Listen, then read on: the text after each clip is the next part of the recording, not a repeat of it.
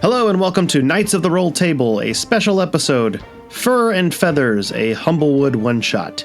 Humblewood is produced by the Deck of Many, and it was funded in 2019 on Kickstarter, and I happened to come across a copy of the book. So we thought it would be really fun. It's a role-playing game where you can play as birds and forest creatures. It's 5th edition compatible, so the rules are all pretty much the same. It's an adventure designed for levels 1 through 5, and it contains a brand new setting, new monsters, some new subclass options for bard and fighter, a bunch of new spells, and some abilities, and a lot more. We thought it meshed really well with our style. It has a lot of fun adventure hooks. We kind of jump halfway into the campaign as level 3 characters. The art from the book is really amazing and some might say cute. So we highly recommend it. We had a lot of fun with it. And this is something that we wanted to do during our isolation time, as it were. So we hope you enjoy it. And now, Fur and Feathers, a Humblewood one-shot.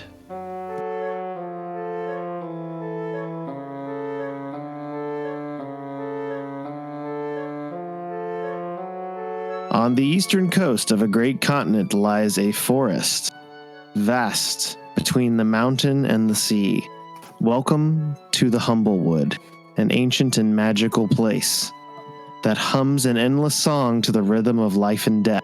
A land where familiar beasts and birds grow to unusual sizes and trees can be as tall as mountains. In the early years, the humblefolk and birdfolk lived close to each other, but not all of them were cooperative. A group of marauders and brigands formed the Bandit Coalition, and the isolated villages were vulnerable to their attacks.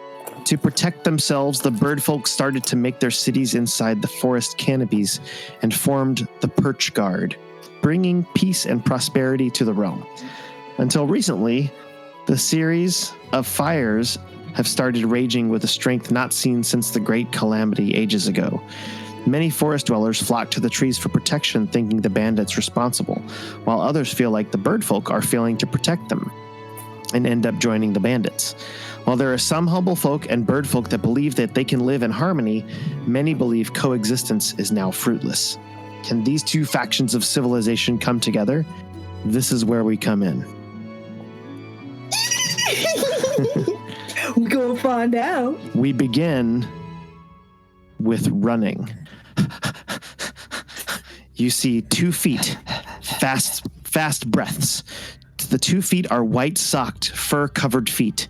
Panning out, we see a Vulpin female, a fox-like creature with studded leather armor and a short sword at her hip and a bushy red and white tail. She's running very fast. About 30 feet behind her is another creature, but this is a birdfolk with very long legs.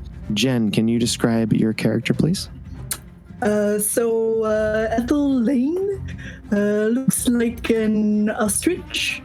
She is wearing full armor. And she's just doing the best that she can. Ethel, okay. Ethel, yes. Ethel's the ostrich. The female Vulpin says, "You took out my squad. Why do you need me? Perhaps we can talk about this."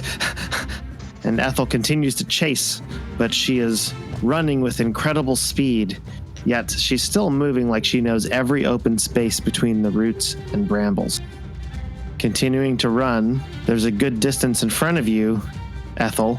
You notice that the female Vulpin has a smile on her face, and then she comes to a skidding halt, kicking up some leaves and dirt in the process. In front of her stands a tall, formidable avian specimen. Jeff, can you describe your character, please? Yes, my character is named Desdemona Briggs, and she is a secretary bird. So she has really long legs and like an eagle face with some interesting plumage coming out the back with red and yellow feathers. If you haven't ever seen a secretary bird, highly recommend you Google it because they're absolutely ridiculous. So yeah, tall, slender, and wearing chainmail armor and a little badge, shiny badge right on the front. So stop right there, City Watch. Desdemona and Ethel make a history check for me. That's a 9. 20. Desdemona, you recognize this from the wanted poster. This person is in fact the wanted Vulpin bandit captain named Frey Meridian. And Frey Meridian, I command you to stop in the name of the law. You're making a mistake. The city of Alderhot will fall. And she draws out her sword. Now, as she does this, she notices on the right side, blocking one of her outlets, is another birdfolk. Zach, can you describe your character? My character's name is Warbles. Warbles has some warrior equipment, a lyre, string instrument, and Warbles is a Sarah Luma, which is more dove-like. Sables are more pigeon-like, and Sarah's are white doves, and he has a ruff of feathers around his neck that's electric blue and canary yellow, and he's dressed in a generally jaunty and eccentric manner, and that's Warbles. Hello. All right. What's going on here? Warbles comes in on the right side, and then on the left side, you see another dark bird. Matt, can you describe your? Yeah, my character's name is Corax Shadowplume. He is a raven clad in studded leather armor, a corvum, dark corvum specifically, if you want to research in your Humblewood book. But he's a raven. He's got a short sword and a dagger. Nice. So after seeing the four of you, Frey it still has her short sword, and she says, listen, maybe we can talk about this.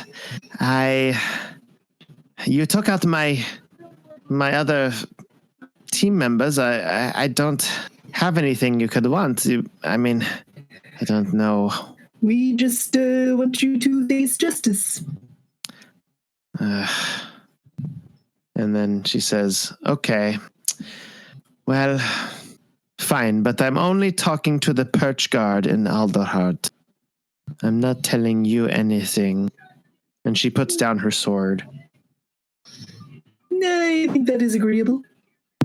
Frey Meridian, you have the right to remain silent. Anything you say and do can be invoked against you in the court of law, etc., etc. Corax will go pick up the sword. Okay, so you notice the short sword is it's a beautiful crafted short sword. It has a rose insignia on it. If you sold it, it would probably be worth a lot. But go ahead and make a wisdom check. Wisdom. Corax. 9. 9. Okay, yeah. It looks very pretty.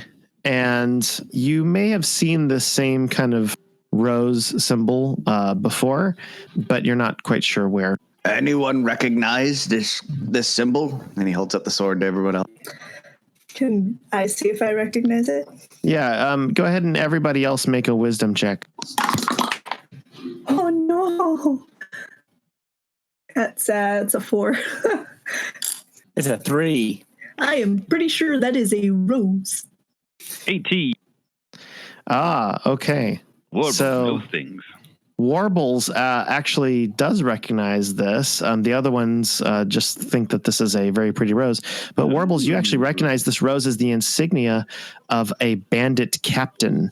It is only given to bandit captains and on their swords. So the sword would actually come in handy if you were to use it whenever you talk to another bandit as more of a sort of a negotiation tactic. All right. I relay that information. Anything else that you guys want to do before heading out to Alderhart?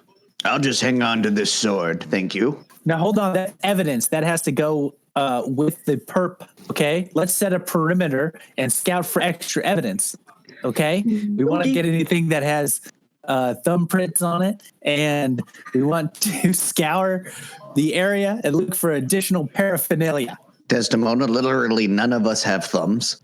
You can have my sword instead. You do have thumbs, actually. I mean, you have sort of the creatures that you are a little bit different than regular birds, so you're actually able to hold with like feather thumbs and stuff like that. So I would love it if you were just full birds, though. Desdemona, make a investigation check.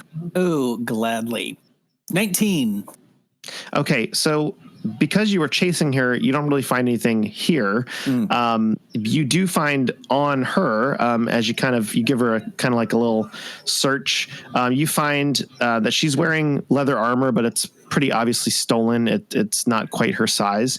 You find a brooch that she's wearing that you can take if you like. And then there's also a bronze ring, which is studded with rubies. More evidence. We'll have to enter this in when we get back to the station. Okay. Maybe that could go away and just disappear. That seems like it would be worth a pretty penny. Oh, you cannot sell that. It does not belong to you. Does now. Yeah, that is not how ownership works. All right. As a note, it's about midday, and your goal, now the bandits that Frey was talking about, you actually pretty sure that they're dead. They're a couple of 100 feet back in the opposite direction that Ethel was running, that Frey came from. You guys took them out and sort of, because you've been working together, have come up with a way to sort of flank people that were running. So that's how you're able to do that. You know that the city of Alderheart is only a couple hours away, and you could probably make it there before nightfall if you were to leave. Or you could head back to the town of Winnowing Reach, and you guys know that there is a bounty, and the people at the Perch Guard would probably pay for Frey being turned in. I believe that the best justice is that which is served expeditiously, so I would make a movement that we should take her to Alderheart as soon as possible. Well said, Ethel. I agree. To justice! So, your party of birdfolk, along with the Vulpin captain that you have captured, Frey Meridian, make your way to Alderheart. You're fairly confident that you'll get a good bounty on Frey. She's been wanted for the better part of a year. And as an adventuring party, you've made a name for yourselves around the town of Meadowfen and Ashborough, stopping bandits and thieves along the outside roads. But Frey Meridian is by far the most well-known of any of your captives. So right before dusk, you have travel, nothing really bad on this part of the road because it's closer to Alderheart. It's well protected. You make your way into the kind of the outer reaches of Alderheart, and Alderheart is an enormous tree whose branches block out the sunlight for at least a mile up. The tree itself contains a sprawling city hosting birdfolk and humblefolk alike. The underfall, where the roots are, finds lower-class, poverty-stricken refugees. Aww. Above it is the bright hollows, where the humblefolk live in simple homes, lit by sunlight through windows in the bark. After you make your way up through a winding stairway through the trunk market, using systems of pulleys, platforms, and bridges, you make your way to the upper canopy, and finally, the Perch Guard headquarters. Okay? Oh my gosh. There's duck people? There are duck people, yeah. Once you get to the Perch Guard headquarters, you're met by a stocky perch captain wearing a teal blue armor and a rounded helmet with some feathers on the top. He introduces himself as Gilliam. He is a strig, which is kind of like a little barn owl, and he is kind of like a guard. I can't thank you enough for this one. She's been a slippery one. We'll take her from here. The clerk will be out in a few minutes with your bounty. Oh, thank you, Captain. It's been an honor serving you, and so happy to help the realm. Is it possible now that my application for the officership could maybe get a second look at some point? Desdemona, we've been through this. We're not currently hiring, but if you go through the proper channels, we'll keep the file on hand. Should something pop up, I promise. And as he's saying this, there's actually another door in the waiting room that opens, and you see a short raptor guard, kind of a hawk, comes out, and he's talking to another humanoid, but this is not a birdfolk. It's actually kind of, I'm going to let David describe himself. It is a what you would refer to as a hedge, but he is a porcupine. His the spines are pretty disorganized, like they were all put into different parts, like a bad magic trick. Like the swords were stabbed into this basket, and he has these like kind of crazed eyes. Like he hasn't gotten sleep in a few days.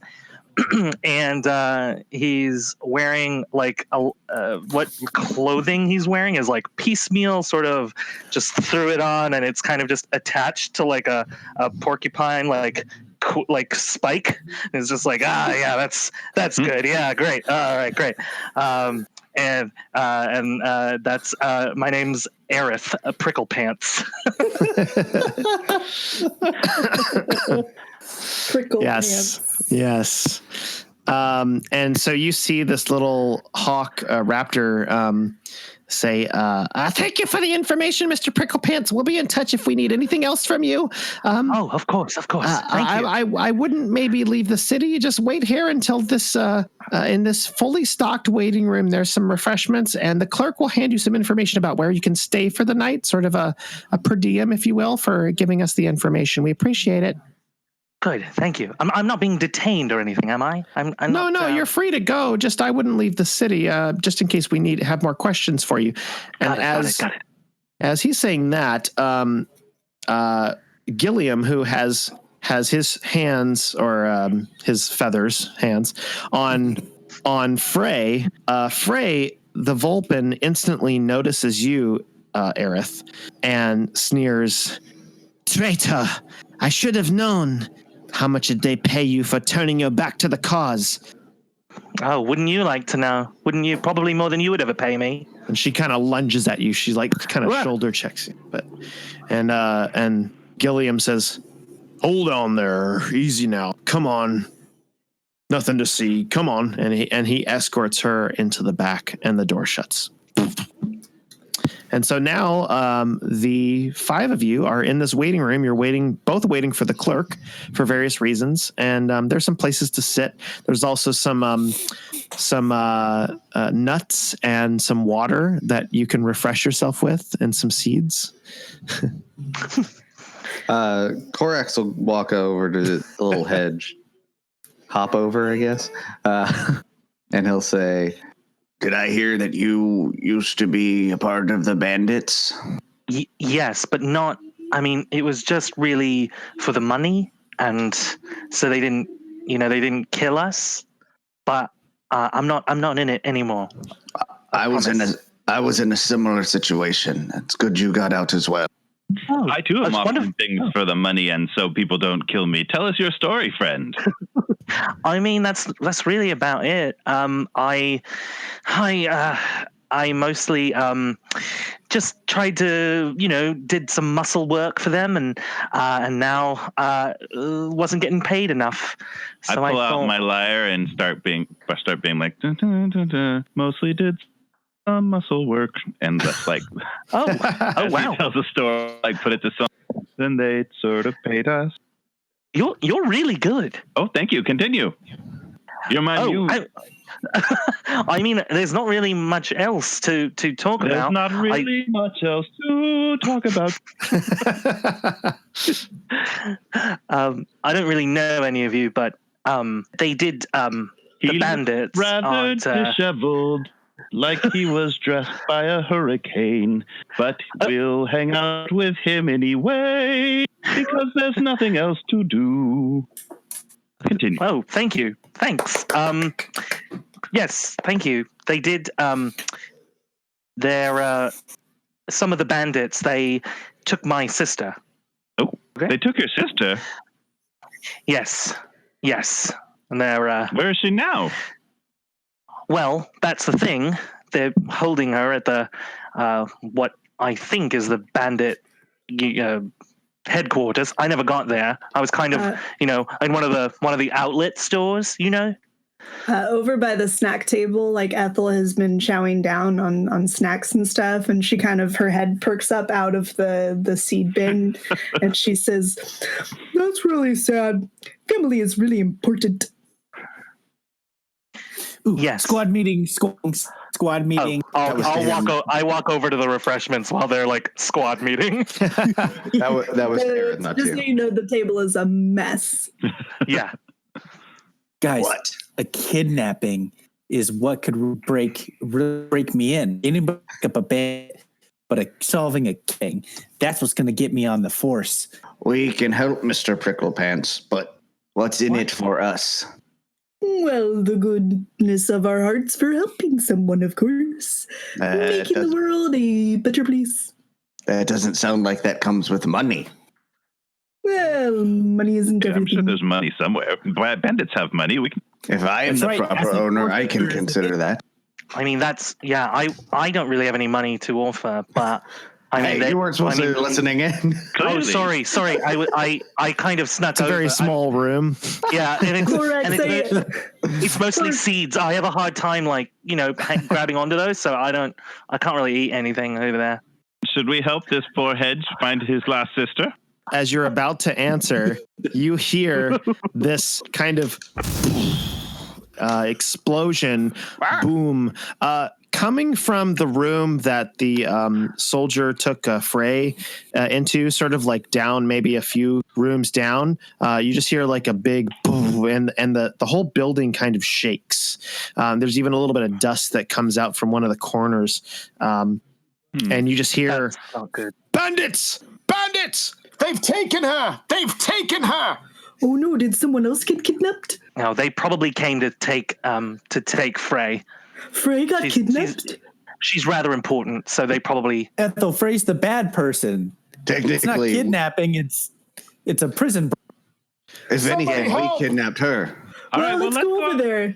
And I'm going to I use open the my door. ostrichy running powers to go run in. Okay, so you go through the waiting room door, and there's, as soon as you open up, you see a hallway, and there's it's kind of like chaos on the other side. There's a bunch of dust, a cloud of smoke. There's people kind of running back and forth. There's a couple of bodies on the floor, kind of unconscious, or like rubbing their temples. There's a couple of feathers floating around, and you also see a room in the back with the door open. You can see through the door, and there's a big hole in the wall, and also a bunch of kind of smoke and dust back there. I'm going to run into the hole.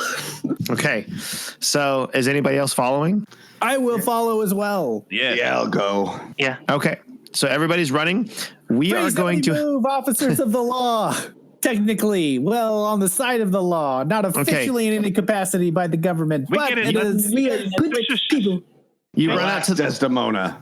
you run out to the back room, and you see Gilliam, and he's on the floor, and he's kind of holding his head, and he says, "They took our bandits. They took Frey.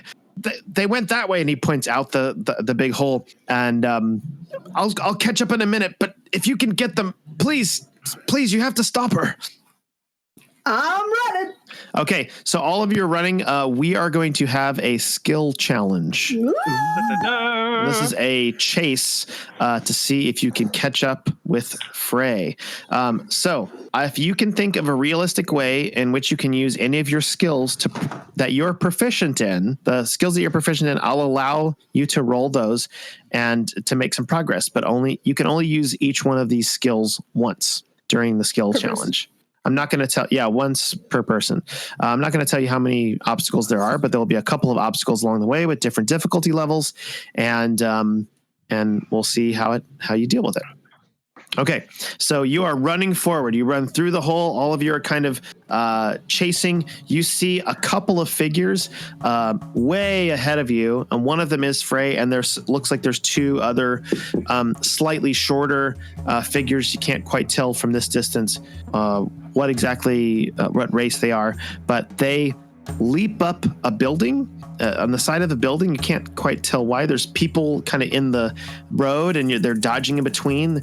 And you finally get to the building that they have run up. They've already gone, and there's a couple of rope ladders that they've attached to the top of the building. What do you do? My eyes are on Frey, who's in front.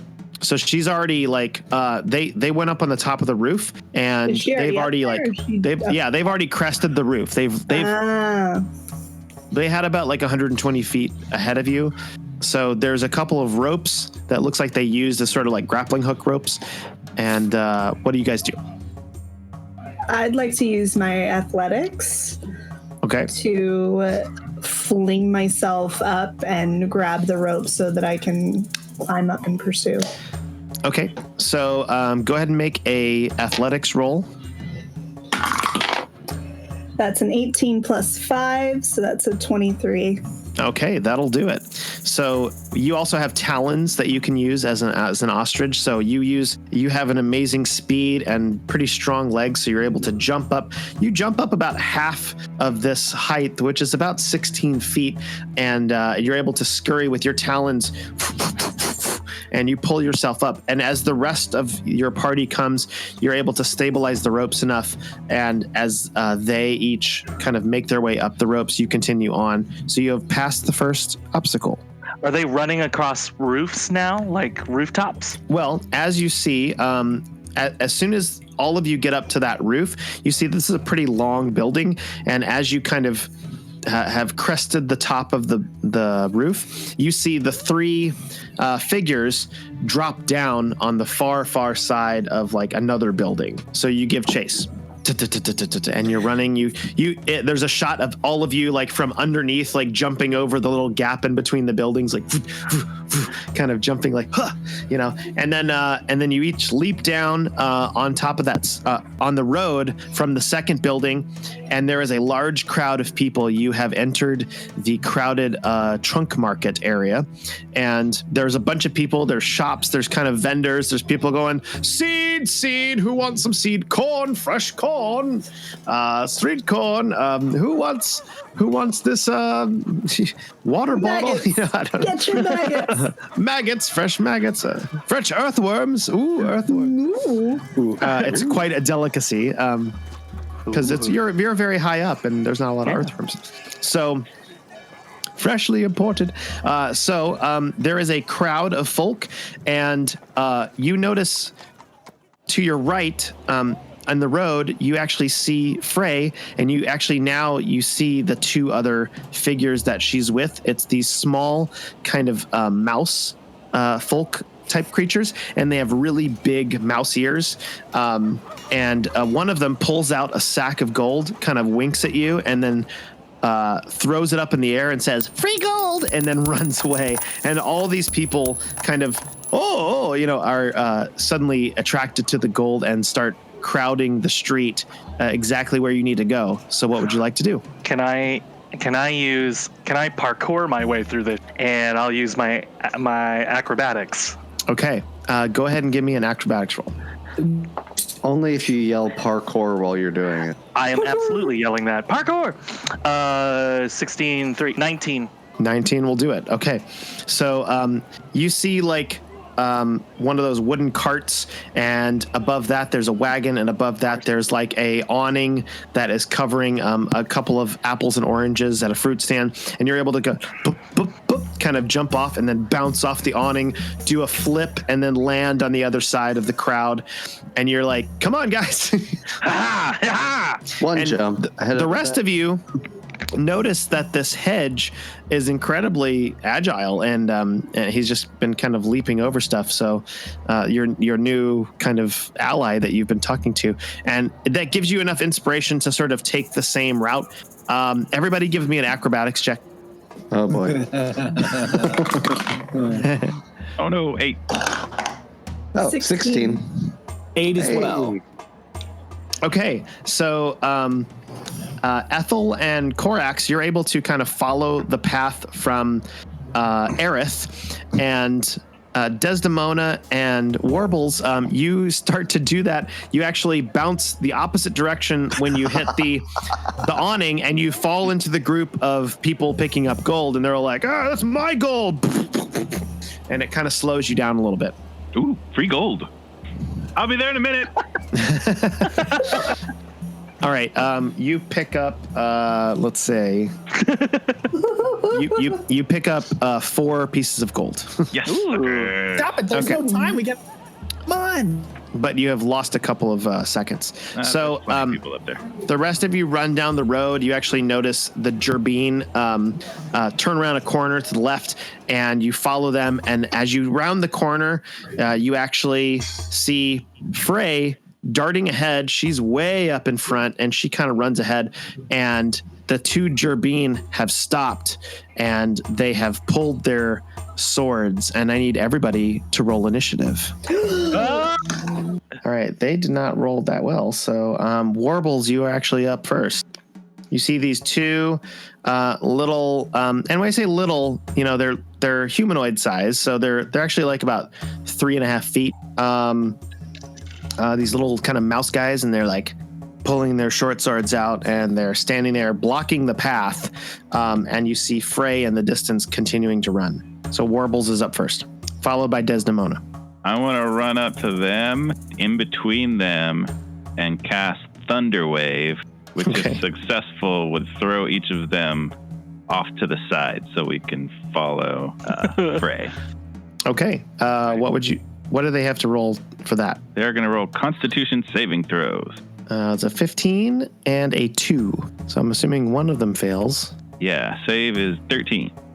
Okay, so one of them is pushed aside against the wall, poof, knocked unconscious, boom. And the other one is kind of like pushed back a couple feet, but stands her ground and says, So he'll take half damage but not be thrown, 1d8. Okay. And I'll say, step aside, this isn't worth your life. And you hear the Gerbine say, I have to protect my master. And she will hold her position. Does that conclude your turn? Yes. Okay, Desdemona, you're up. Going to collect her badge and say, freeze in the name of the law. Cast person on them. On Frey. Frey, what's the distance on hold person? Let us find out. 60 feet. Okay, she's about 200 feet away from you. Oh, well. So you wouldn't do I that. won't do that. The one that didn't move, same thing. I'll come up and I'll say, step aside, and I will cast Hand of Radiant. Oh.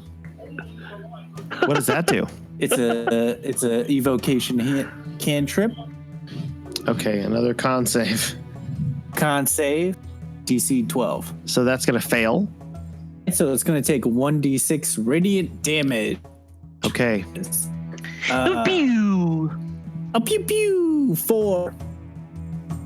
Okay, it takes this damage from on high, and it kind of gets shot in the side, and it kneels down and it says, oh, that hurt, and it's enough where it's not quite prone, but she falls down on her knee, and you're able, if you want to, you could probably in the moment get by this Gerbine if you move fast. I will. Okay. 60 So feet. Desdemona travels forward. Have we named ourselves? Do people call it? I don't know. Other Do you? folks? Corax and friends. The Dave Matthews Band.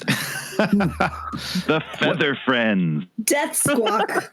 Not all of those have feathers. Squawk. I like Death Squawk though.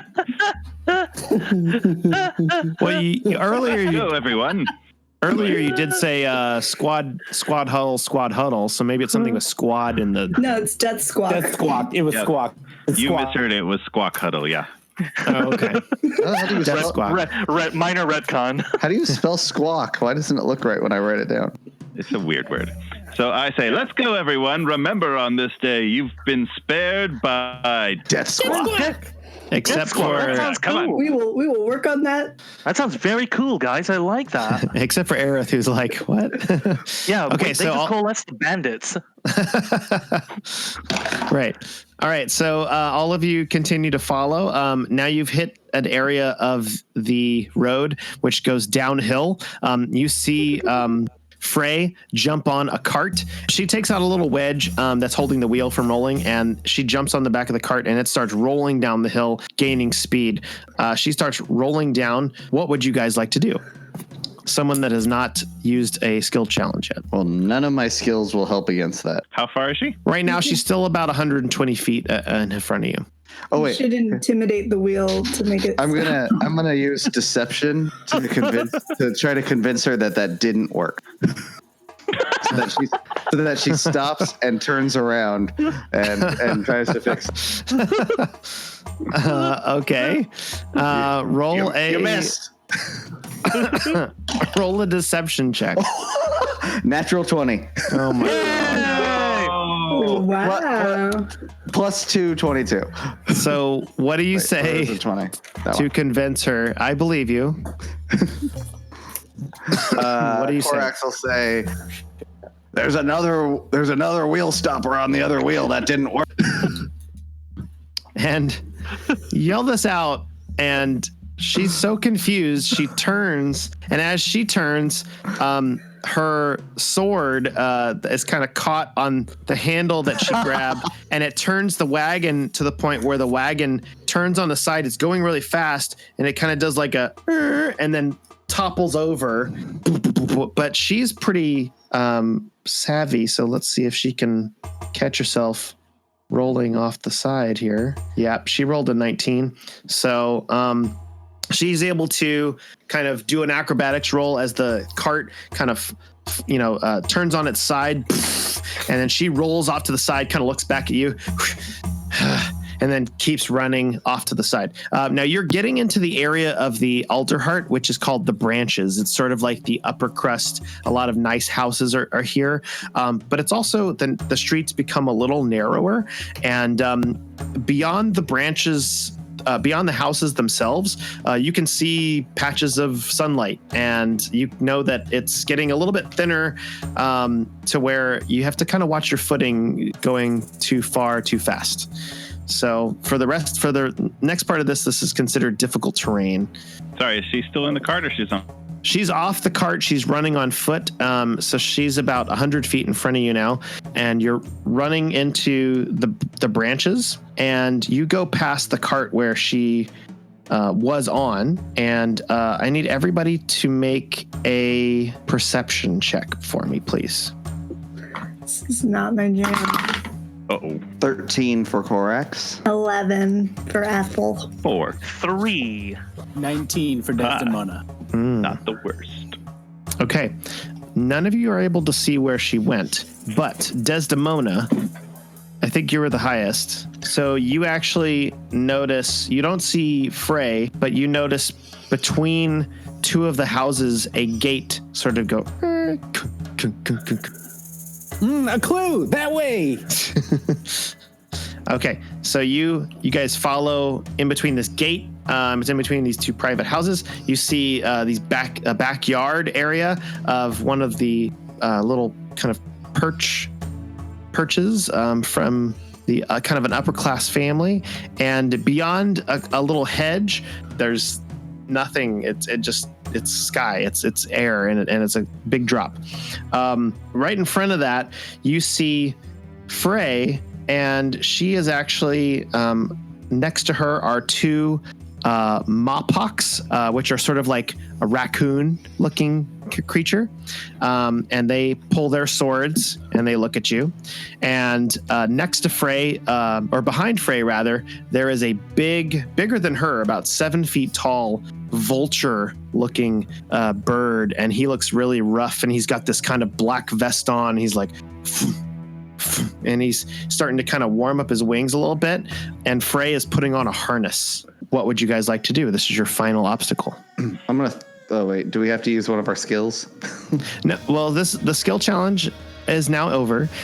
You've been successful in the skill challenge. Yay! Yay! I'm gonna throw a dagger. I'm gonna throw a dagger at the vulture then. Actually, let's have everybody roll initiative again because it's a new encounter. That's worse. I rolled worse. Oh dear. Frey goes first. She continues to put on her harness and she kind of starts linking up something to the giant vulture creature that's behind her. That's pretty much her turn. And she kind of motions to the two Mapok bandits that are next to her and says, "Hold them back." And that's her turn. So Warbles, it's now your turn. I will cast Fairy Fire on the lot, lighting them up with blue light and giving attacks advantage upon them. Oh, okay.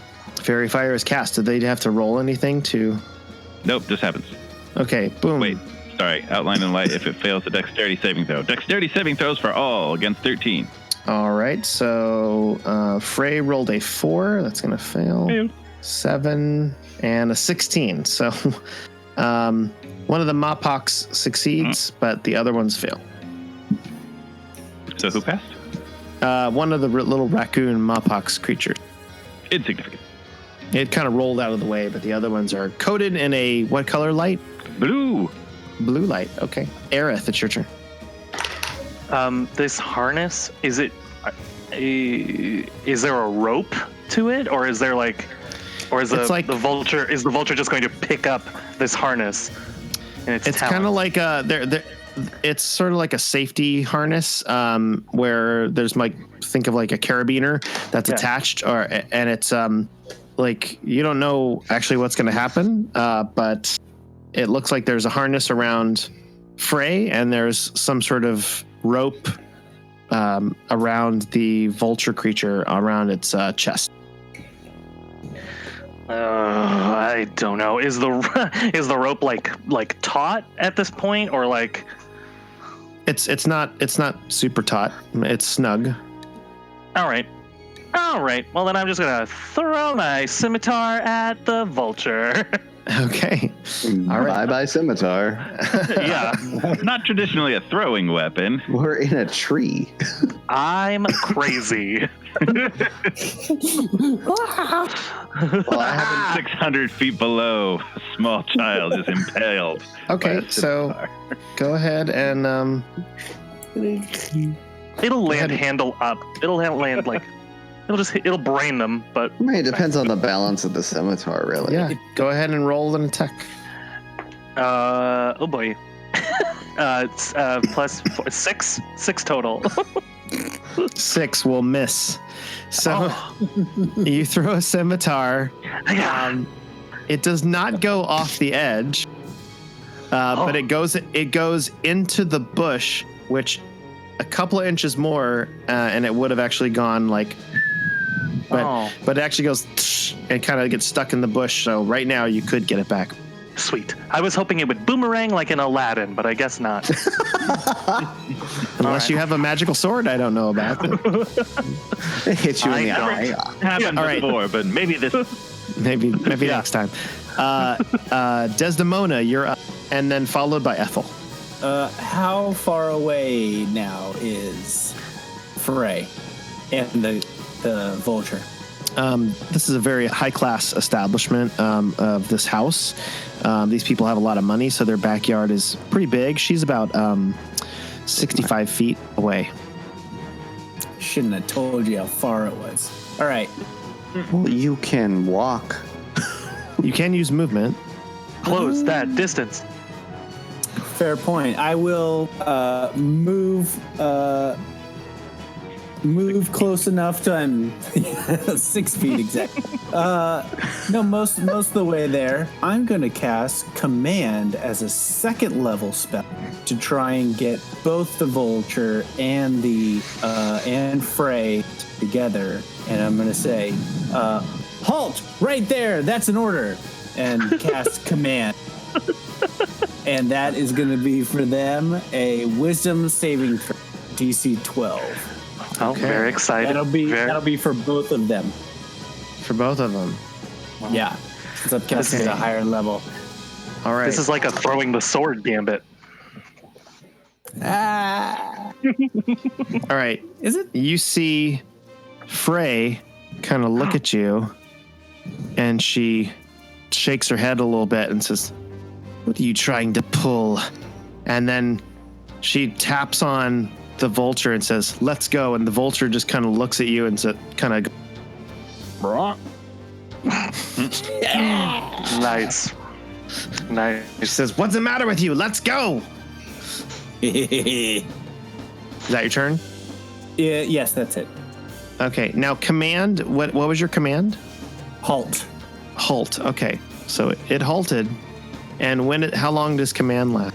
At the beginning of its next turn, it can roll again. It can roll again. Okay, gotcha. Noted. Ethel, you're up, followed by Corax. I'm going to attempt to tackle Frey. Oh, to tackle her. Okay. So, what is your movement speed? 30, but I can also use my bonus action to dash. Okay. So dash. Yeah, you would be 5 feet away from her, so you couldn't quite reach her. You could range attack her if you wanted to. Fine, let's just hit this lady. Saying, I cannot allow you to leave right now.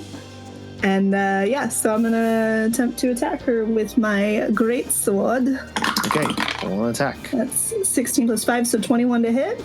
That hits. And that's gonna be Roll some damage. 6 damage, and then I'm gonna use. And we all have advantage because of the fairy fire, right? That's correct. Yes. So 6 damage, and then I'm gonna use my divine smite, and that's. So it's going to be 17 damage total. With a longsword?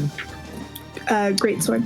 Great sword. So Ethel comes up and then slashes across Frey, who tries to jump away, but takes a blow to the chest and the arm, and she says, kind of winces in pain. You did some good damage to her. All right. Corax, you are up. All right. We're also 65 feet away. I'm going to take my 30 feet of movement and get so that I'm only 35 feet away, which isn't enough to attack. But then I'm going to use my bonus. I'm going to use my. Oh, well, I guess I could attack. I guess I could use my bonus to dash. Okay, so I use my bonus to dash. So then I'm 5 feet away, which doesn't help me at all. I'm a rogue, so right? My cunning action lets me do that. And then I'm going to throw my dagger at the vulture. Because I don't think I can. Wait a second, Jen. Do you as a paladin have bonus action dash, or is that? We talked about it because we pulled my glide. Oh, that's right. Flap, so it was an ostrich That's thing right. we did. Thank you for reminding me. Okay. I got you, boo. Okay. I just want to make sure because it was like two dashes in a row. No, I got you. Yeah. Okay. Movement, run, dash. But if I fall, I'm screwed. Right. So. If you fall, I will catch you. Okay. So. Yeah. No, you're way bigger than me. Okay, Matt. So you're running. Yeah. So I run. I use my bonus action to get a little bit closer, and then I chuck my dagger at the what's his face, the vulture guy. Nat 20. Nice. That's 2 of those. Man. So that's 3 damage. That's even with the 2 dice. Okay. Daggers don't do much damage. Vulture looks hurt. Ow. And if possible, I would like to pull out another. I'm sorry. Did you just attack the vulture? Yeah. Aw. Doesn't that undo the command? No. Not as far as I can tell. Oh. It's only if something that's friendly to the vulture attacks. And if allowed, I'd like to pull out another dagger. I have 5. You could pull out another dagger, yeah. All right, so short sword, dagger, end turn. Gotcha. All right. Now it is one of the bandits' turn. The Mapok pulls out a crossbow, and it's going to fire it at Warbles, who was kind of the first one to do something suspicious. So it's going to shoot a crossbow at you. For 10 to hit. That's probably going to miss. Yes. All right. So that misses. The other bandit is going to pull out a short sword and try to hit, let's see, who else is up there? Desdemona. Rolled a 5 plus 3 is 8, so that's also going to miss. Uh-huh. Rats. Okay. Now the vulture is going, and it's going to roll a con save. Try to break the command. So I think I misread it. So it only lasts one round, and it's this round since they failed. Okay. Yeah. So it's just this round. So it's still halted. It's still halting this. It has to do what I say this round. So I told it to halt, so it has to halt this round. But after this, Gotcha. it's free. So it's just kind of sitting there, and it's not doing anything. All right. Which brings us back to Frey. Okay, she is going to, seeing that her vulture is non-responsive, she's actually going to pull out. She doesn't have a scimitar, but she pulls out a dagger, and she's going to attack twice. First, she's going to attack Ereth and throw a dagger at Ereth. That is a miss. That's a miss with a 10. And the second one at Ethel, and that's going to be a 23 to hit. Yeah, that hits. Okay. Oof. Dagger, but it's just a dagger, so it's going to do 5 damage, piercing damage. Yeesh. So she goes, and then and throws the dagger, going right into your side, one of your wings, on the side there. Oh, that really hurt. Okay, that's going to be her turn. Warbles, you are up. You know, in the old Bard College of the Road, a old grizzled adventurer once taught me how to shoot an arrow. So he's going to use his armed combat lessons, which is part of his Bard features, and that's going to give him, for 10 minutes, the archery fighting style. He's going to shoot an arrow at the vulture. Nice. He's going to add his... Oh, that's a 20. At the vulture. Okay. Yeah. And the College of the Road, by the way, that's a Humblewood kind of unique thing. So some really cool stuff there. Love it. Yeah, the main feature is you can pick two people of other classes at some point have taught you a little bit about their class. I know a little tricks that I learned from an old druid, and I know a few tricks from an old fighter and a few other cool bard things. 20 will hit. Go ahead and give me some damage. So I'm going to add my bardic inspiration to the damage as part of that, which was a 6, so a total of 10. All right, Vulture is not looking too happy. Kind of takes it, stands there, just sitting there with no emotion. Ereth, it's your turn. How far away did my scimitar go? Oh, so your scimitar, it went past the Vulture. So it's about... Did you move up to the... Yeah, I moved I think I have 30 feet? Yeah. 25. So, I have 25 feet, so... Oh, that's 25. Yeah, that's right. Yeah, your legs are a little shorter. Yeah. As a porcupine. So you still have about 45 feet away from the bushes where your sword is. I'll use my movement and my action to dash and close the gap and get my sword back. Okay, you can get there. All right. Oh. That's your action. All right. Aha! Shing! Desdemona is up, followed by Ethel. Okay. All right, I'm going to run the two... The two Moppox. Guys are still there? I want to attempt to run past them to get to Frey. Okay. So you'll incur some opportunity attacks. You can run through them. You'll just have some opportunity attacks. Yes, let's do it. Okay. So they're going to attack you. 13 to hit. Misses. And 17 to hit. Ooh, hits. Oh. Okay. That's with the short sword. That's going to be 4 slashing damage. Hey. One of them goes, yeah. Oh, that's assault. That's assaulting an officer. But you continue to run. And how far are you running? I'm gonna run as far as I can. So my full movement, 40 if possible.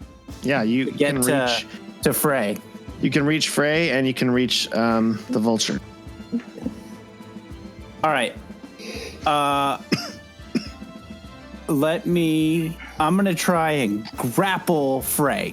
you're going to make a strength check. This is going to be a strength contest. This is not going to go well. Desdemona's an idiot. Just stop right there. Yeah. 6. Oh, she rolled a 7. Oh, Just barely. She's like, get your hands off me. well, you still need to stop. More infuriating, if anything. All right, Ethel is up, followed by Corax. Okay. I want to attempt as well to grapple Frey now that Okay. I'm closer. All right. Ideally, I just want to sit on her as if she was an egg in my nest. I want to render her prone, roll for but- sitting. Yeah. No, there's another strength check. Are you proficient in sitting? After this week, you bet your butt I am. Heyo. Oh no! You get advantage on Okay. attacks. Well, so that would have been. This is that not an was attack. Oh no! Oh, then you're screwed. That was a 6. Okay, she rolled a 22. So you go to put your. Well, she rolled a 20. She rolled a nat 20. And so you go to put That's your 3. feather arms around her, and she called kind of wings. just. Well, I know, but they're humanoid arms. Shut up, Bat. You got to put your feather arms. They're arms with feathers on them, and with thumbs, by the way. And she kind of does that thing where her arms are at the side. She kind of steps the side back towards the vulture, and your momentum kind of carries you forward. I need you to make a dexterity saving. Oh no!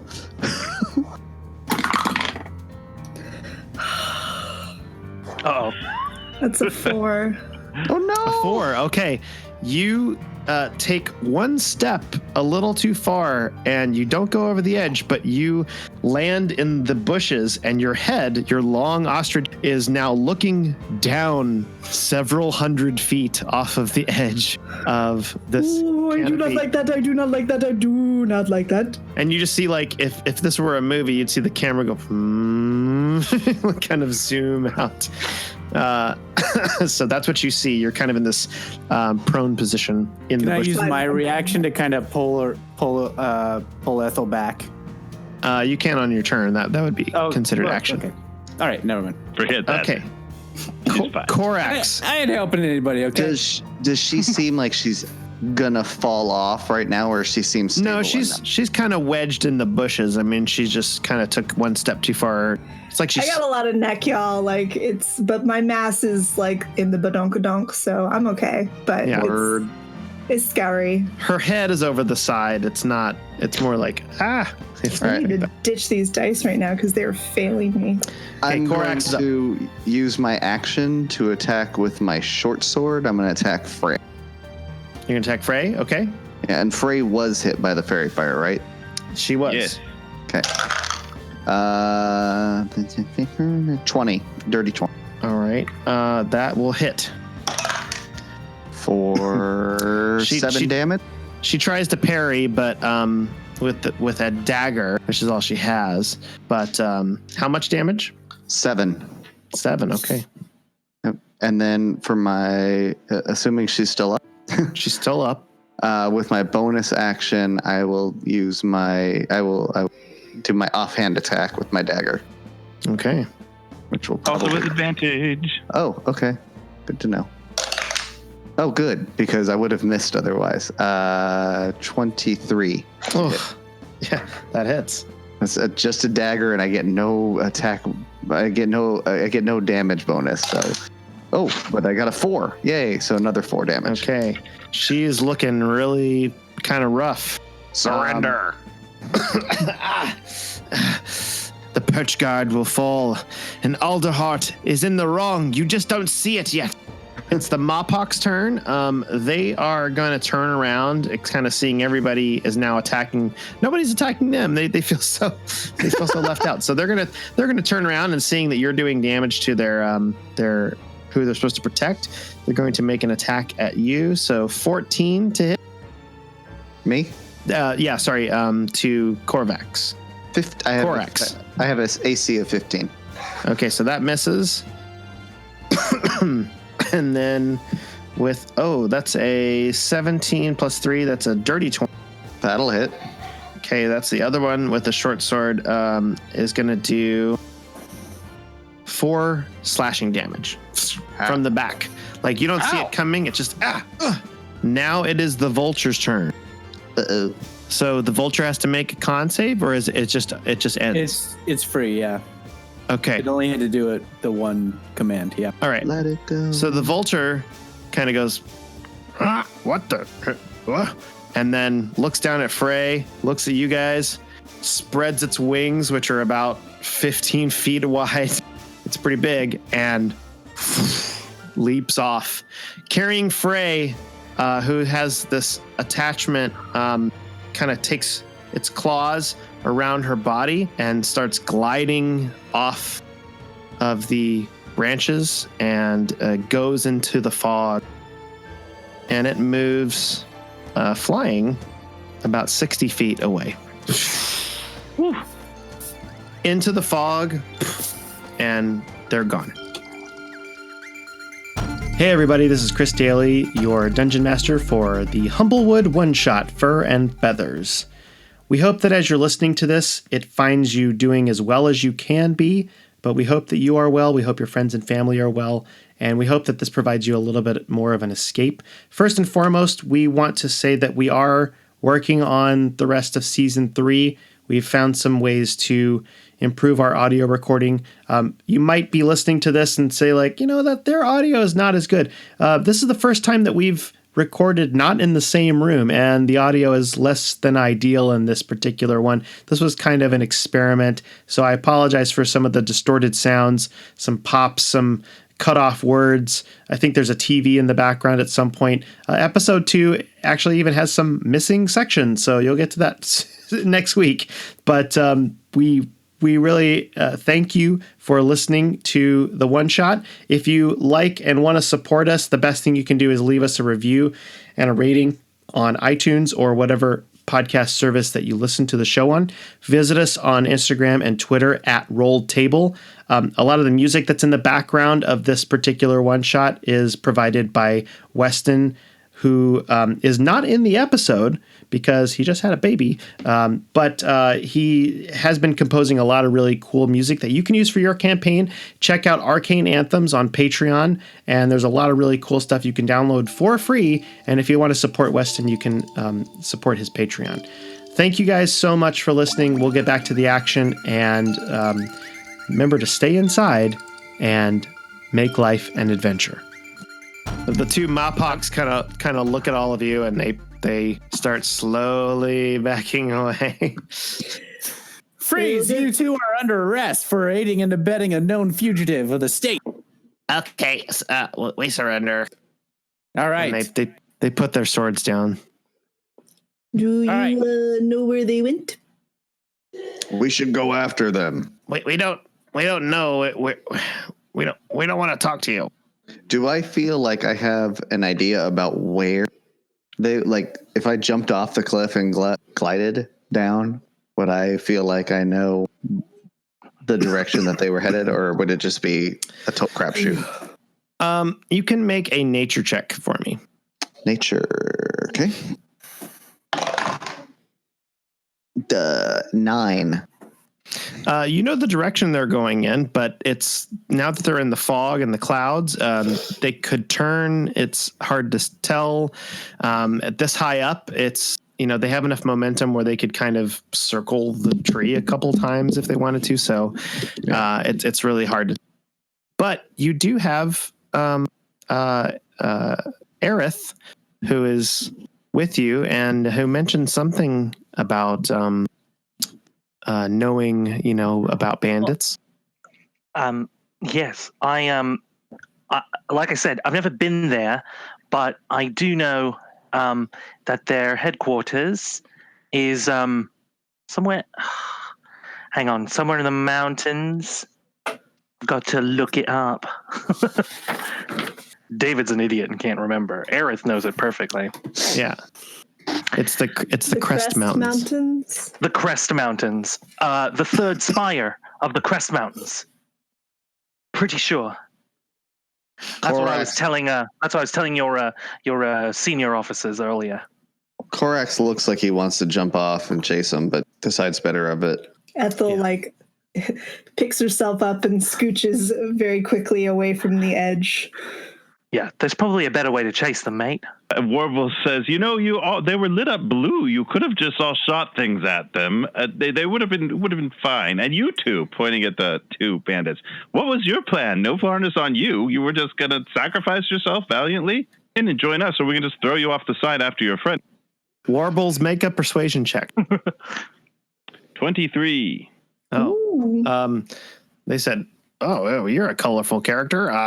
We'll talk to. Well, we were just told to kind of wait here, and if anybody imprisoned, we would help break them out. And so that's what we did. And I don't know where they went. Do you know? Nope, I don't know.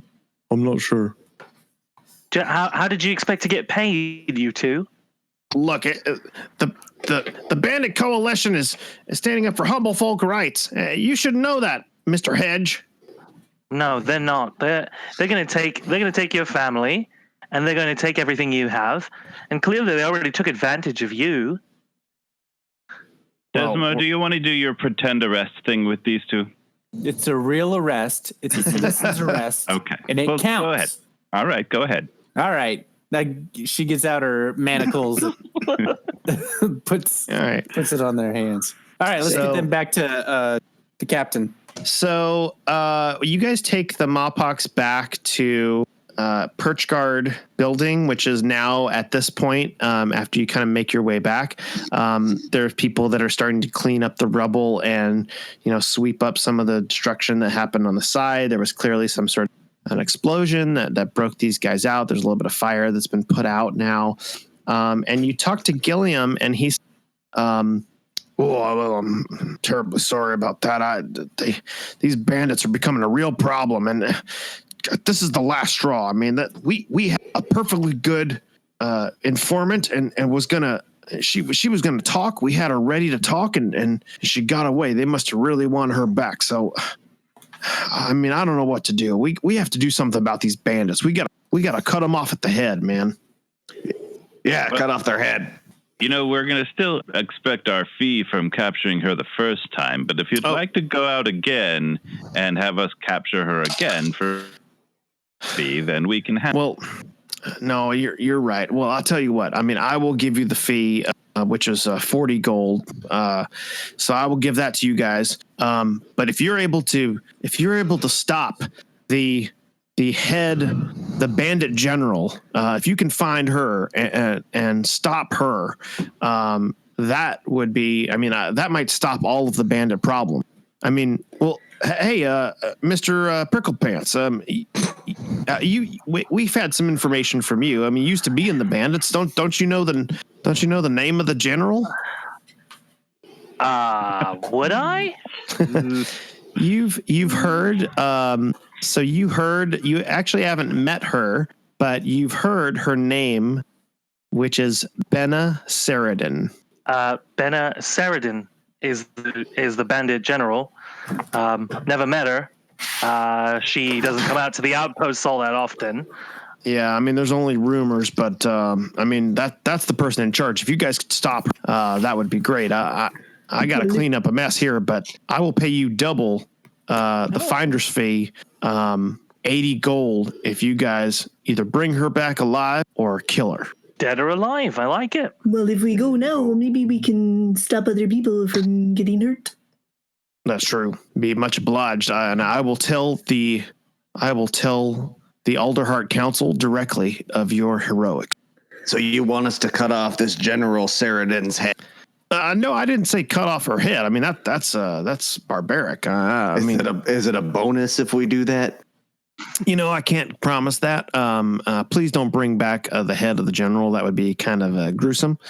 But you can bring back proof that you actually stopped her. I mean, you can't just come back and say, "Hey, we did it," and not have any proof. So, if you don't bring back the body, I need the sword. You can really only take that if she's dead. So that's pretty good proof. I like pretty that. much. Well, I had Frey's sword earlier, and she's not dead. Oh, now that might come in handy for you because, you know, what you can do with that is if you're able to talk to anybody that's in the Bandit Coalition, and Mr. Pricklepants, you would know this. Anybody that's in the Bandit Coalition, if they see somebody with that sword, they would know that they're a captain in the bandits, so that they will probably trust you a little bit more. Now, it might not last a long time, but you can definitely coerce a couple of people, at least initially. And let me give you this, and he gives you guys real quick. With my background as a bandit defector, would I also know these things? Oh, you bandit defector too? Yeah. Yeah, so you would know some of these things. You would know a little bit about, between the two of you, between you and Ereth, you would kind of put together some things. So he gives you, from people that they've arrested, a couple of outfits, of bandit outfits. Cool. Like hoods and cloaks and things like that. A couple Are of they symbols. big enough to actually fit me? Yes. There were some that were like on bigger animals and bigger birds and humblefolk and stuff like that. So yeah, there's some that between all of you, they have enough. They've arrested enough people over the past couple of years that they have at least one outfit that would fit all. Yeah, and I have a disguise kit, so I could help make it. Yeah. I could help make it believable. So you now have each one of you have bandit disguise. Ooh, undercover work. More for my resume. I mean, it doesn't mean you have to use it, but might be good for you if you can choose if you want to use that. So good luck to you, and may the speed of the Everden be with you, and also with you. We won't fail you, sir. All right, Desdemona, that's enough. All right, sir. Yes, sir. So where would you guys like to try to go? The third peak of the Crest Mountains. Yeah. Okay. So Yes. Between all of you kind of decide to go after the Bandit Coalition headquarters, the stronghold in the mountain pass. And so we'll say you take a short rest and you make your way down to through the Alderheart tree at the base, and you make your way a couple of hours travel to the base of the mountain pass. After about a half day's travel, actually, let's say this because it was towards dusk at that point. So we'll say that you can take a full rest, long rest. You rest up overnight, and then first thing in the morning, you head out about a half day's travel towards the Crest Mountains of the east. You make your way through the forest, and in the distance, you see another giant tree structure, not as big. Corax, why don't you make a history check? 14. And also Ethel. It's a 16 for me. 9. Okay, so not a great roll. I mean, you don't know as much about this, but Corax, you're able to. You've heard about this other. It's not as tall as the Alderheart, but you think that this structure in the distance is called the the Avium.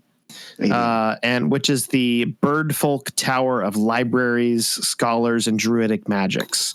It's a pretty amazing site. It has these little like kind of branches that go off with sort of like topiary domes over each branch, and but it would take off your journey quite a bit. But it's kind of a cool site that you haven't seen. So you continue on. Love it. Solius would love that, yeah. You continue on until you reach the base of the mountains and you start heading up.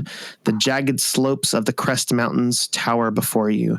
Their peaks are obstructed by clouds. You can't see the top. There is a single path ahead. The daunting ascent up the mountain looks to be the only way up the mountain to the bandit stronghold. As you climb up the mountain, the path gets more rock, and you have to use each other to help, and larger boulders and rougher patches are in your way. I need everybody to make a survival check. 8. Okay. 20. Okay. 8. 15. Okay. So Corax and Warbles, you guys are okay. Everyone else, you suffer 1 point of exhaustion. Oh, What was that from? Traveling uphill over difficult terrain. It's more labor intensive to kind of get up these like steeper ascents. That makes sense. You're just kind of winded, and so exhaustion. Somebody can help me out here. Basically, first level of exhaustion, you get disadvantage on ability checks. Yeah, Excuse so you have disadvantage, I forget how long that lasts. until a long rest. A long rest takes out a point of exhaustion. Okay, so the three of you have 1 point of exhaustion, just disadvantage ability checks. All right, and as you're kind of making your way over these rocks, Warbles, you hear a couple of rustling of pebbles kind of in the distance to your right. I give the stop sign and the look over there sign. No, wait, over there. Over there, yeah. And do I see any signs of people or a possible hiding spot? So you actually see rising up over one of the further boulders. Oh no. Kitty. Is a large feline entity with rocky kind of crag, sort of fur encrusted, armor, and kind of a tufted ear, growls at you with yellow glowing eyes, and it goes, and one of them pops up. And then to your left, Corax, you actually notice another one pops up as well. And I need all of you to roll initiative. So first we'll have Desdemona. 6. Ethel. 9. Ereth. 19. Corax. Also 19. Oh. Warbles. 23. I crit again. Nice. God. And You got 2 natural 20s, Zach? Jeez. Both on initiative rolls, which means It still counts. It still counts. I'm donating $1 for, I just did 3 campaigns, so every Nice. natural 20, I'm donating $1 to the World Health Organization. Yay! That's really cool of you, man. So we've got 5 from Humblewood so far. Nice. That's awesome. Okay. So there is a mountain lion to your right and a mountain lion to your left. They're both about 30 feet away. Warbles is up first. What are you going to do? Likes. I told you about my fighter friend, right? I'm going to do that again, and I'm going to shoot a longbow attack to my right. Okay.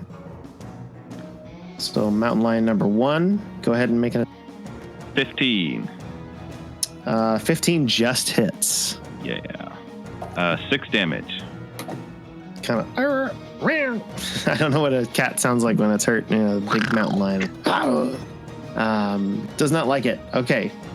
Corax, followed by Ereth. How far away are these kitties? They are about 30 feet away. I'm going to try to circle around whichever one's closer and try to sneak up behind it. Okay. Right or left. They're both about the same distance. Whichever one Warbles did not attack. Okay, so you're going to do mountain lion number 2 on the left. And so you're going to kind of try to flank it a little bit. Yeah. I want to try to sneak attack it. I want to try to sneak up Okay. while it's distracted by everybody else. I will say roll a stealth check. You got it. 19. Okay, you're able to sneak up. Its attention is very much on Warbles, who just attacked one of its friends. So you're able to sneak up, and it does not notice you. All right. So I have. It occurs to me I didn't actually need to do that because I haven't gone. I am an assassin. Yeah. So I am at my deadliest when I have the drop on the end. I have advantage on attack rolls against any creature that hasn't taken a turn in this combat yet. which would be this one. In addition, any hit you score against a creature that is surprised is a critical hit. Mm-hmm. I don't know if that counts as surprised. Otherwise, but I also get sneak attack bonus. It is not surprised, but I'll get my sneak attack bonus. Yeah, you get sneak attack. All right. So let's see. With my short sword, 17. That will hit. All right. And then let's see. Sneak attack is what? Plus a d6. 2d6 plus 3. Okay. 9 attack. And then I will use my bonus to try to. You know what? With my bonus, I'm going to attack it with my. I'll attack with my offhand dagger. Okay. Which is here. Which will no longer get advantage or sneak, I don't think, because it now knows where I am. Yeah, just the first one. 23 to hit. That hits. And 1 damage. Okay, so total is 10. 10 damage. Corax, the dark, shadowy figure, kind of pops out, slashes at the mountain lion, and it winces in pain, turns its head, whips it at you, bares its fangs, and it is focused on you. You just did some damage. That ends your turn. Okay, you squawk at it. Ereth, you're up, followed by Ethel. Did the one that Corax just attacked, did that make it move any closer? No, it's still 30 feet away. It didn't move yet. Okay. Well, I can get closer to it. I can't attack it, I guess, because I'm 5 feet short. But I will run my full movement towards that one. Okay. The same one. And don't throw the bandit sword. I'm not gonna throw it. I'm not gonna throw this one. I will. I will do my. I'll do my hedge feature. I will curl up as my action. So my AC goes up to 19. And if it tries to attack me, it takes some piercing from the quills. And your speed increases exponentially, and you can. And if you get hit, gold pops out of you, right? I gotta go fast.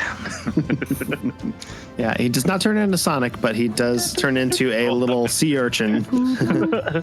Yeah, I'm a land urchin. Yes, you're just an cool. urchin. So you see Ereth run forward, and right in front of the mountain lion, just go and kind of turn into a ball, and all of his quills go, kind of stick out.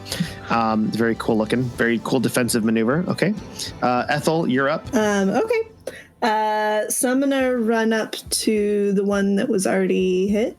Which one do you want? The one that Warbles hit, or the one that Corax slashed? I'll go to the one that Warbles hit. Okay. And how far away is it from me? Sorry. 30 feet. 30 feet. Okay, cool. So I can reach him. And bam! I'm going to bust out my great sword, and I'm going to attempt an attack. Okay. And that's 13 to hit. That will miss. Ooh. Well... kind of swipe. Yeah. That's my turn. Yeah. All right, Desdemona. That's okay. All right, Desdemona is going to, as a bonus action, cast Shield of Faith on herself, which will give me a +2 to AC. And then I'm going to run up right next to Ethel, and I'm going to do an attack with my mace. And I'm going to say, animal control time. All right, roll an attack. Okay. Go back. With disadvantage, I think. Or no, not disadvantage. That's just for ability. Never mind. 6. 6. Okay, that misses. End of turn. Okay. All right. The first mountain lion, which is in front of Warbles and Ethel and Desdemona. And now I want to taunt it too, since I cast the shield, and say, "Okay, onto me, foul beast." It does not like that. It just kind of sneers at you. And so that one, it's going to kind of lean back, and then it preens forward and roars this mighty mystic roar. And and it has this kind of weird echo to it. And then you hear the rocks above you and around you start to fall towards you. I need the three of you, Ethel, Desdemona, and Warbles, to make a dexterity saving.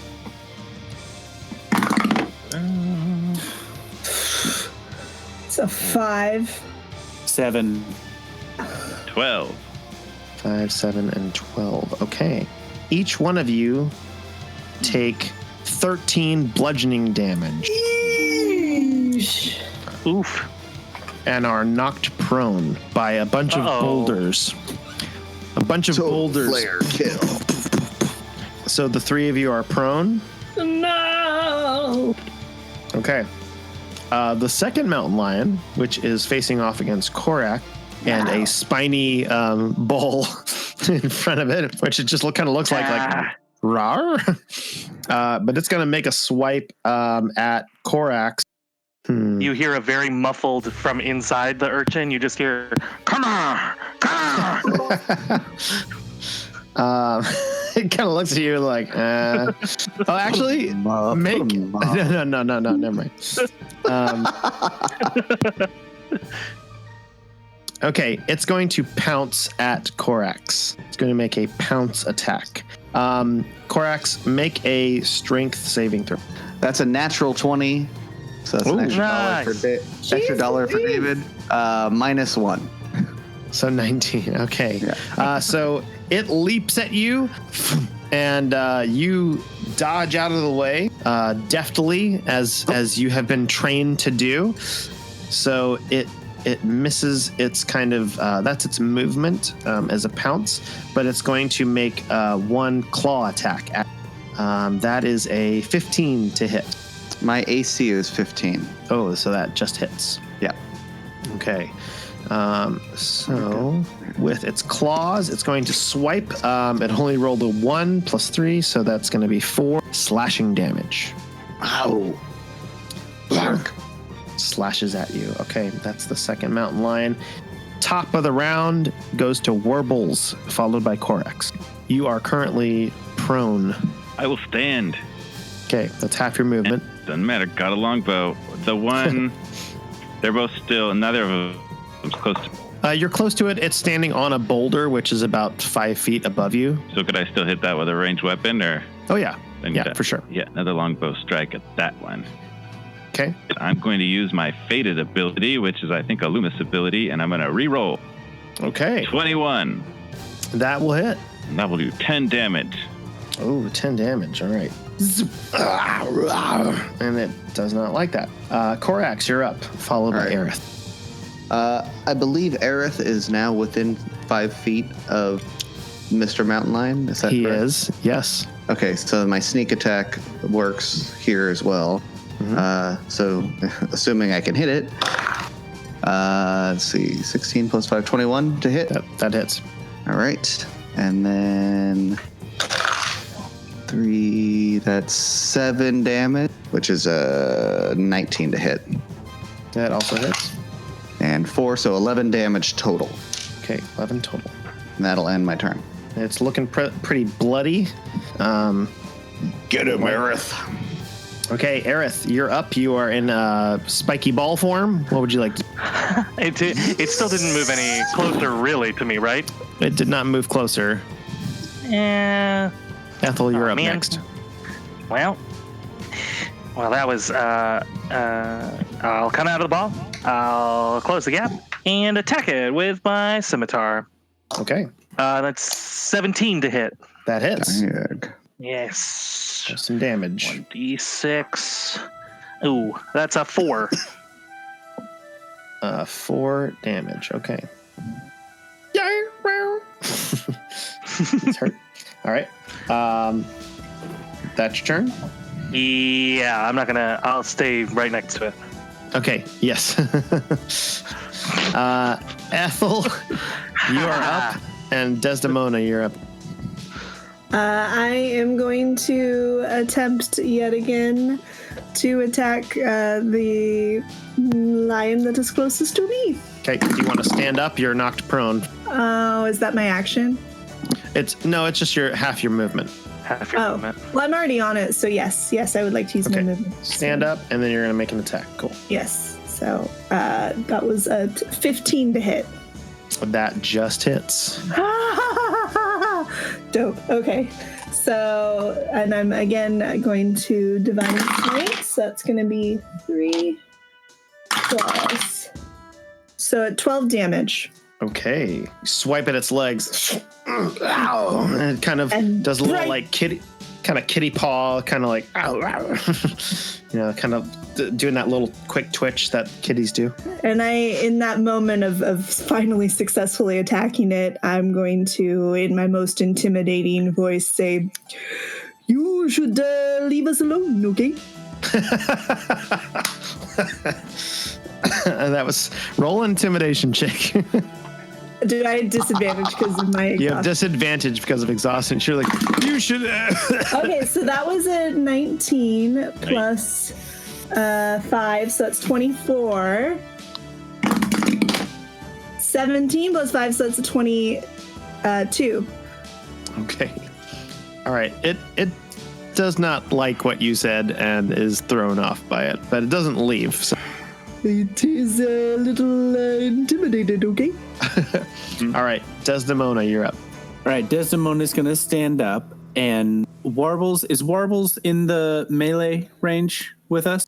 Yes, he's kind of in your little patch right there.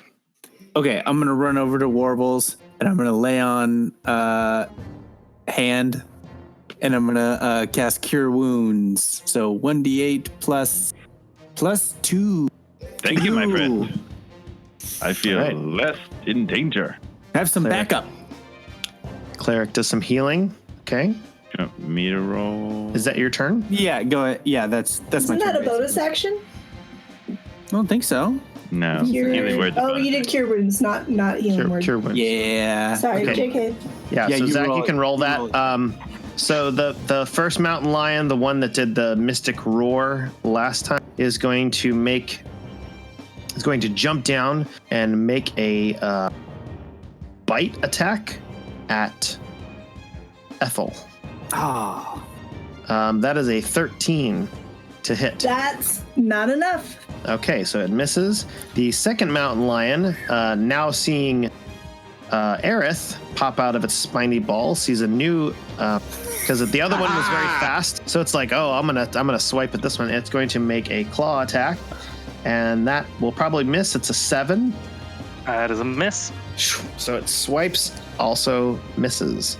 Gotta go fast. Yeah. All right. Top of the round is Warble.